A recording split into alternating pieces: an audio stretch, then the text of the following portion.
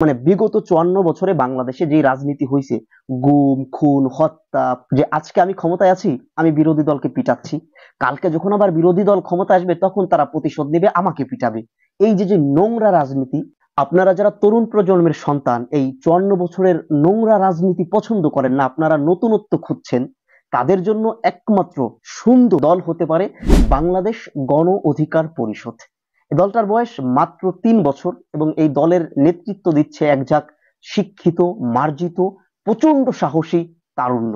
এবং যে দুই কারণে গণ অধিকার পরিষদকে আপনি সমর্থন করতে পারেন, এক নম্বর, গণ অধিকার পরিষদ কিন্তু সম্পূর্ণ ক্লিন ইমেজের একটা রাজনৈতিক দল।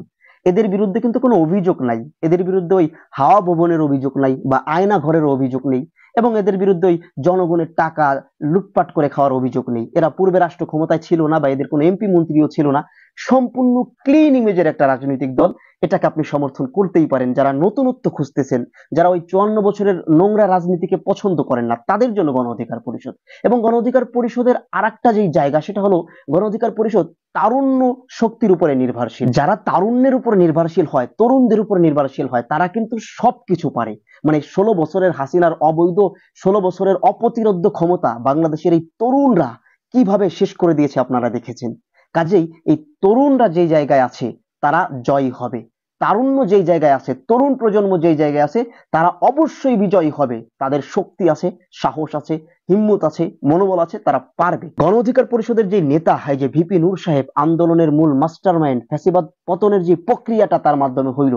সো আপনারা যারা তরুণ প্রজন্ম আছেন, একদম সম্পূর্ণ ক্লিন ইমেজের, কোন রাজনৈতিক দলের ট্যাগ আপনাদের সাথে নেই, আপনারা ভিপি নূরের হাত ধরেন, গণ অধিকার পরিষদ করেন। আপনাদের হাতেই, গণ অধিকার পরিষদের এই তারুণ্যের হাতেই এই স্বাধীন বাংলাদেশ নিরাপদ বলেই আমরা মনে করি। মানে বিএনপি এবং আওয়ামী লীগকে বলা হয় মুদ্রার এপিট ওপিট, মানে এই দুই দলের চরিত্র একই। বিএনপির আরো এক সমস্যা হলো এই দলের ভিতরে গণতন্ত্র নাই। মানে এই দলটা হচ্ছে একটা পরিবারতান্ত্রিক দল। যেমন এই দলের প্রতিষ্ঠা ছিল শহীদ প্রেসিডেন্ট জিয়াউর রহমান, এবং ওনার পরবর্তীতে এই দলের হাল ধরেছেন তার নিজের স্ত্রী বেগম খালেদা জিয়া, এবং তার পরবর্তীতে এই দলের দায়িত্বে এসেছেন তারেক রহমান, বা তারেক রহমানের পরে আসবে জাইমা রহমান। মানে ঘুরে ফিরে এই দলের মূল নেতৃত্বে থাকবে ওই জিয়া পরিবার। মির্জা ফখরুল ইসলাম সাহেবদের যতই ত্যাগ থাকুক না কেন, এরা কিন্তু কখনোই মূল দায়িত্বে আসতে পারবে না।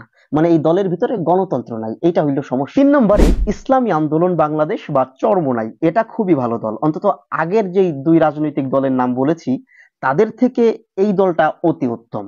এই দলের যে সাংগঠনিক প্রক্রিয়া এবং এই দলের যে কার্যক্রম, দলের যে নেতৃত্ব, ওলামায়ে কেরাম এই দলের নেতৃত্বে আছে, মানে খুবই চমৎকার। আপনি চাইলে এটাকে সমর্থন করতে পারেন। তবে ঝামেলা হইল এই দলের ভিতরেও ওই বিএনপি আওয়ামী লীগের মতো গণতান্ত্রিক প্রক্রিয়াটা নাই। এই দলের মূল দায়িত্বে ঘুরে ফিরে ওই চরমোনায়ের পিসা হুজুরের পরিবার। মানে দলের মূল দায়িত্বে ছিলেন চরমোনায়ের মরহুম পীর সাহেব, এখন দায়িত্বে আছেন রেজাউল করিম সাহেব, ওনার পরে আবার দায়িত্বে আসবেন ফয়জুল করিম সাহেব, এবং ফয়জুল করিমের পরে দায়িত্বে আসবেন ওনার পরিবারের অন্য কোনো সন্তান। মানে ঘুরে ফিরে দায়িত্বে যাবে ওই ওনাদের পরিবারেরই কেউ। 4 নম্বরে জাতীয় পার্টি, এদের কোনো রাজনৈতিক চরিত্র নাই, এরা হইল ফ্যাসিবাদের দোসর, মীর জাফর। কাজেই এই ধরনের সাইসাতাকে নিয়ে আলোচনা করাটার কোনো যৌক্তিকতা আমি দেখি না।